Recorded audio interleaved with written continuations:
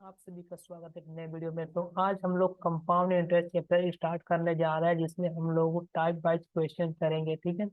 और इसको कंसेप्ट को जानेंगे और रूल को जानेंगे, ठीक है। इसमें क्या शॉर्ट तरीका, क्या लॉन्ग तरीका और क्या बेसिक मेथड है, सभी को सीखेंगे। तो ये क्लास रहेगा जो न्यू स्टूडेंट है उनके लिए, और अगर कोई पुराने हैं तो वो भी देख सकते हैं। फास्ट फॉरवर्ड कर कर थोड़ा डिटेल में ही जाएगा क्लास, है ना। उसके बाद इसका जो क्वेश्चन डिटेल में करेंगे उसका शॉर्ट भी हम लोग देखेंगे कि उसको कितना जल्दी में हम लोग बना पाएंगे। तो चलिए सबसे पहले यहाँ पर कंपाउंड इंटरेस्ट करें। तो सबसे पहले कंपाउंड इंटरेस्ट आपको बेसिक फार्मूला पता होना चाहिए। तो कंपाउंड इंटरेस्ट सीआई का फार्मूला क्या होता है? तो P plus 1 plus R by 100 का पावर टी, है ना। माइनस से पी घटा दीजिएगा तो ये हो जाएगा हम लोग का सीआई, मतलब कंपाउंड इंटरेस्ट चक्रवृद्धि ब्याज का फॉर्मूला हो गया, है ना। अगर आपको इसमें अमाउंट मतलब मिश्र धन निकालना हो तो मिश्र धन निकालने का फॉर्मूला सिर्फ हो जाता है P plus 1 plus R by 100 का पावर टी, है ना। इसका पावर टी हो जाता है। तो ये आपको अमाउंट निकालने का ये फॉर्मूला हो जाता है। अब आपको पता होना चाहिए कि पी का मतलब क्या होता है। तो पी को बोलते हैं मूलधन, है ना। मूलधन या प्रिंसिपल इंग्लिश से बोल देंगे, जो पैसा हम लगाते हैं या इन्वेस्ट करते हैं उसको बोलते हैं। आर मतलब रेट बोलते हैं, है ना। उसको दर जो परसेंटेज में दिया रहता है उसी को आर मानेंगे, है ना। जैसे इस क्वेश्चन में कितना परसेंट दिया है? 4%। यहाँ पर रेट कितना है? 4%, है ना। और चलिए, और क्या दिया? टाइम। टी का मतलब क्या हो गया? टाइम मतलब समय। ये हो गया समय, ठीक है। तो यहाँ पर जैसे समय कितना बोल दिया है? 2 साल, तो 2 साल लिख देते हैं। और यहाँ पर देखिए ये वाला 7,500 का 4% के वार्षिक दर से 2 सालों के लिए चक्रवृद्धि ब्याज क्या होगा? तो ये 7,500 क्या हम निवेश कर रहे हैं या इन्वेस्ट कर रहे हैं, ठीक है। ये क्या हो जाएगा? प्रिंसिपल, है ना। और यहाँ पर क्या पूछा है? चक्रवृद्धि ब्याज क्या होगा, मतलब सीआई। सीआई का मतलब क्या हो जाएगा? चक्रवृद्धि ब्याज, जो यहाँ पर पूछा है, ठीक है। चक्रवृद्धि ब्याज। आई होप आपको ये सब पता होना चाहिए, है ना। चलिए अब क्वेश्चन को हम लोग सॉल्व करेंगे। तो यहाँ पर देखिए पी कितना है? 7,500। आर कितना है? 4%। समय कितना है? 2 साल। हमें निकालना क्या है? चक्रवृद्धि ब्याज निकालना है। ये वाला क्या होगा? तो चक्रवृद्धि ब्याज का फॉर्मूला क्या? सबसे पहले फॉर्मूला से हम लोग करेंगे। तो सी आई बराबर क्या होता है? पी। तो पी कितना है यहाँ पर? 7,500। ब्रैकेट में क्या लिखेंगे? 1 प्लस आर। आर कितना है? तो 4%। तो 4/100। समय कितना है? 2 साल, तो ऊपर में 2 साल माइनस 7,500, यहाँ पर ये माइनस कर देंगे, ठीक है।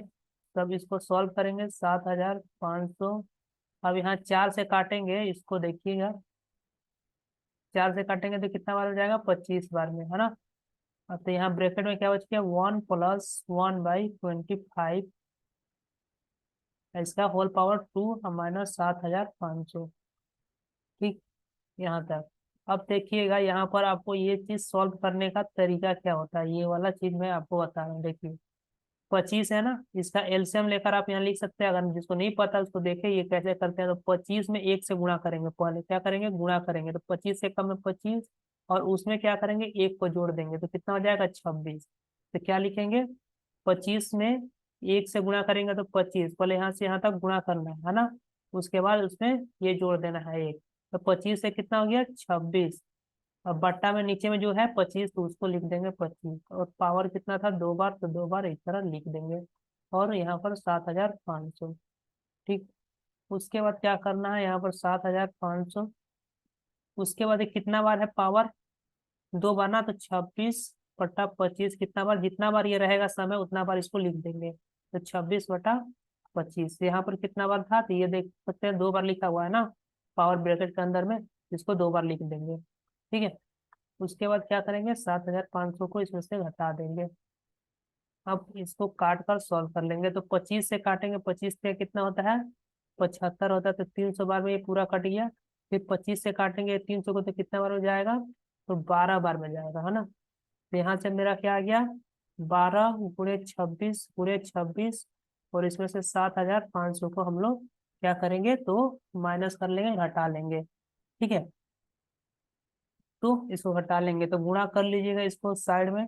तो कितना आएगा उसको हम लोग देखते हैं, उसके बाद उसको माइनस कर देंगे तो हम लोग का आंसर आ जाएगा। तो चलिए इसको हम लोग अभी कर लेते हैं यहाँ पर कितना, 2626 गुणा करेंगे तो इसका स्क्वायर कितना आता है, 676। कितना होता है, 676। और उसमें किससे 12 से गुणा कर देंगे तो कितना आ जाएगा, 12×72 का 2 हासिल 7, बरसात 84, 7 91 का 1 हासिल 9, और 12 9 सॉरी 12×72, और 72 और 9 कितना हो जाएगा, तो 72 और 9 81 हो जाएगा। ठीक है, तो 8112 में से 7500 आप घटा दीजिएगा तो आपको मिलेगा कितना, 612, है ना। यही हम लोग का आंसर हो जाएगा ये। ठीक है, ये था हम लोग का पूरा डिटेल और बेसिक से, है ना। अब इसको शॉर्ट तरीका से कैसे करेंगे चलिए उसको हम लोग देखेंगे। तो इसको पहले मैं मिटा दे रहा हूँ, ठीक है, उसके बाद हम लोग वो करेंगे।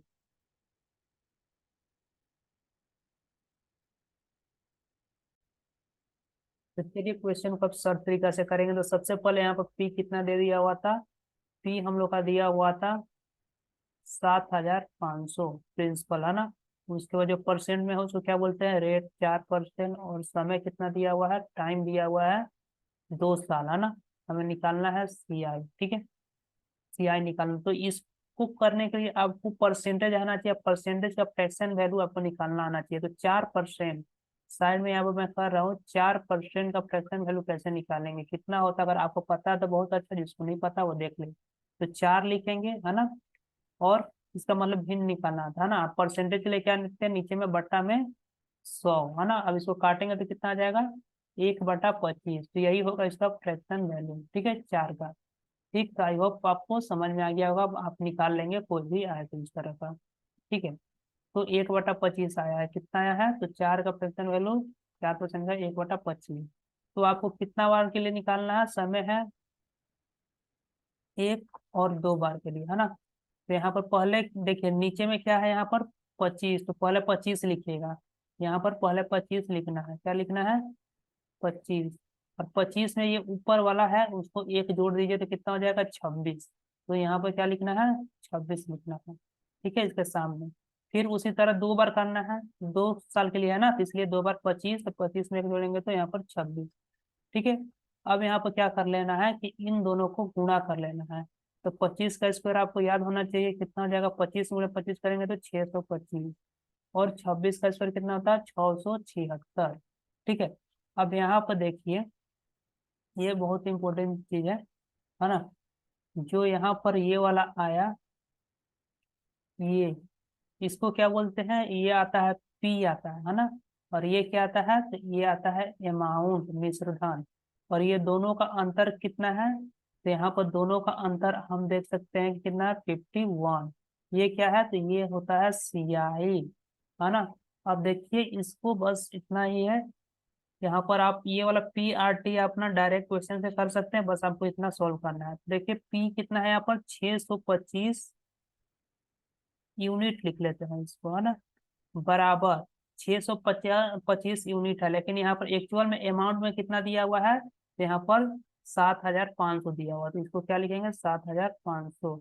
तो 1 यूनिट का वैल्यू सबसे पहले निकाल लेंगे, 1 यूनिट। तो 1 यूनिट का वैल्यू क्या हो जाएगा, 7500 डिवाइड बाई 625। ठीक है, और चाहिए मेरे को क्या, 51 का चाहिए, कितना का चाहिए, 51 का। तो बस 51 से यहाँ पर गुणा कर लेंगे तो 51 यूनिट बराबर कितना हो जाएगा। तो यहाँ पर इसको पहले काट ले या डायरेक्ट गुणा कर, चलो पहले इसको काट लेते, 25 × 75, है ना। 25 × 25, 625, फिर 25 से काटेंगे तो आगे यहाँ पर हम लोग का 12। ठीक है, तो यहाँ पर मेरे को चाहिए 51 यूनिट, तो 51 लिखेंगे, और 1 यूनिट का वैल्यू कितना आया अभी यहाँ पर, ये वाला 12, तो 12 से गुणा कर देंगे। ठीक है, तो 12 एकम में 12, हासिल बचा 1, 12×5 = 60, 1 61, तो कितना आ गया, 612। तो ये हम लोग का आंसर हो गया, जो कि ऑप्शन नंबर ए है। तो ये हो गया हम लोग का शॉर्ट तरीका, है ना।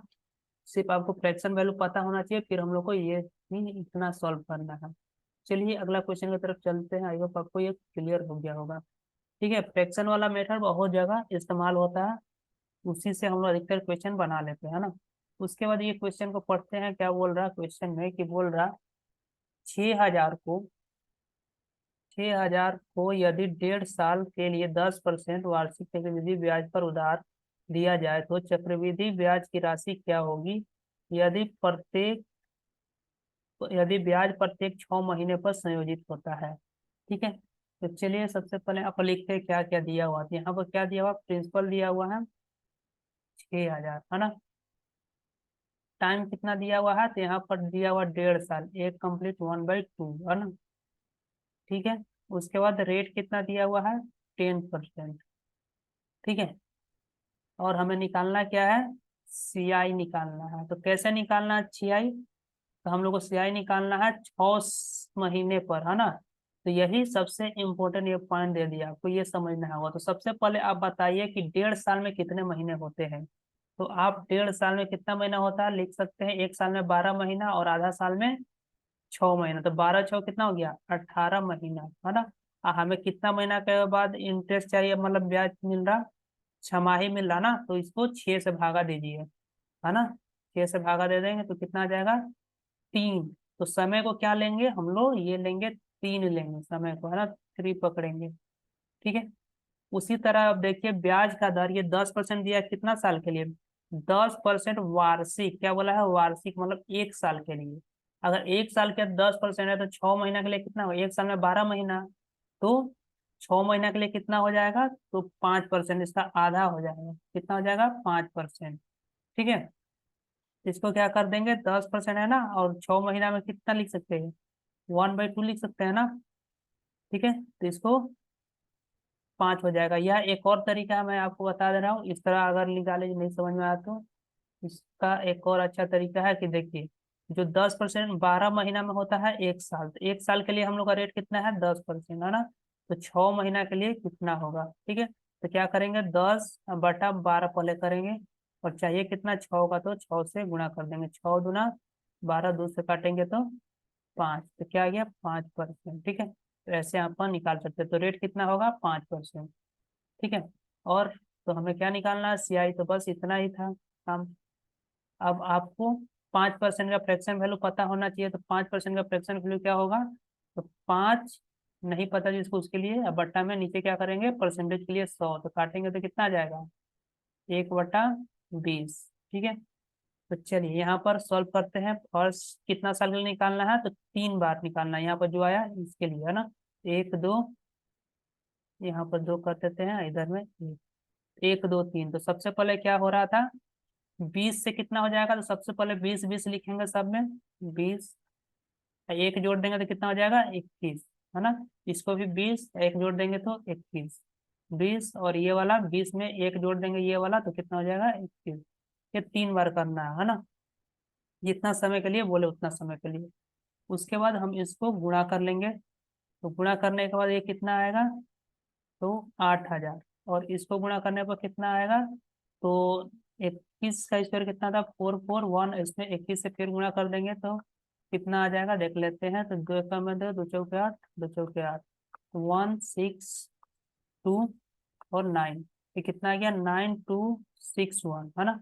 कितना आ गया, आप आपको पता है कि ये वाला क्या होता है, पी, ये वाला क्या होता है, ए, है ना। पहला क्या होता है, पी मतलब प्रिंसिपल या मूलधन, और दूसरा क्या हो जाता है, तो अमाउंट, जिसको बोलते हैं मिश्र धन। और दोनों का अंतर को क्या बोलते हैं, तो दोनों का जो अंतर होगा उसे हम लोग बोलते हैं सी आई। तो यहाँ पर कितना है, 1,261 रुपया, ये है हम लोग का सी आई, है ना। तो देखिए यहाँ पर अब कर देंगे 8,000 यूनिट बराबर कितना है, तो 8,000 यूनिट बराबर 6,000। तो चाहिए कितना, सी आई, मतलब 1,261 यूनिट। तो कितना हो जाएगा, 6,000 डिवाइड बाई 8,000 इंटू 1,261। अब यहाँ से 3 जीरो से 3 जीरो खत्म। अब इसको 2 से काट दीजिए 3, इसको 2 से काट दीजिए 4, है ना। अब ये पॉइंट में आएगा, ठीक है। तो 4 से इसको काटेंगे तो कितना हो जाएगा, 4 3 12, 4 एकम में 4, 4 5 20, और कितना, तो 4 दूना 8, 4 5 20, तो 315.25 आएगा। इससे गुणा कर दीजिएगा 3 से तो कितना आएगा, 945.75 हम लोग का आंसर हो जाएगा, जो कि ऑप्शन नंबर ये सी में है। तो आई होप आपको समझ में आ गया होगा। तो आज के लिए इतना है, मिलते हैं अगले वीडियो में। वीडियो पसंद है तो लाइक करिएगा, चैनल पर नया है तो चैनल को सब्सक्राइब करिएगा। मिलते हैं, बाय।